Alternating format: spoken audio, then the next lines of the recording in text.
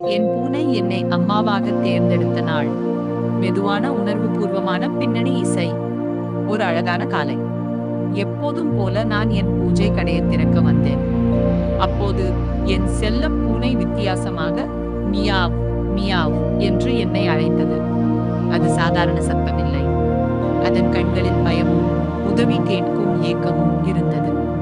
அருகில் சென்று பார்த்தபோதுதான் அதற்கு பிரசவ வலி ஆரம்பித்திருப்பதை உணர்ந்தேன். அது ஓடவில்லை, வேறு யாரிடமும் செல்லவில்லை. என்னை மட்டுமே நம்பி என்னை அழைத்தது.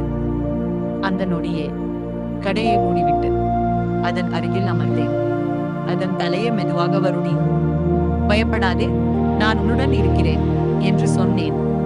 என் குரலை கேட்டதும் அது கொஞ்சம் அமைதியானது. ஒவ்வொரு பிரசவ வலியும் வந்தபோதும் அது தனது குட்டி காலால் என் கையை இறுக்கமாக பிடித்து கொண்டது. அந்த நம்பிக்கையை என்னால் வார்த்தைகளால் சொல்ல முடியவில்லை. நேரம் மெதுவாக நகர்ந்தது. இறுதியாக முதல் குட்டி பிறந்தது. சிறிய உயிர், அழகான ஒரு அதிசயம். சில நிமிடங்களில் இரண்டாவது குட்டியும் பிறந்தது.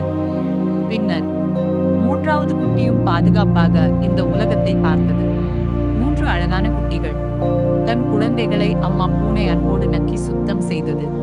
பிறகு அவற்றை தன் மார்போடு அணைத்துக் கொண்டது. அந்த நேரத்தில் அது என்னை திரும்பி பார்த்தது. அதன் பச்சை நிற கண்களில் நன்றி, அன்பு, நம்பிக்கை மூன்றும் தெரிந்தது. அந்த ஒரு பார்வை என் வாழ்நாள் முழுவதும் மறக்க முடியாதது. அன்று நான் ஒரு விஷயத்தை உணர்ந்தேன். அன்புக்கு மொழி தேவையில்லை.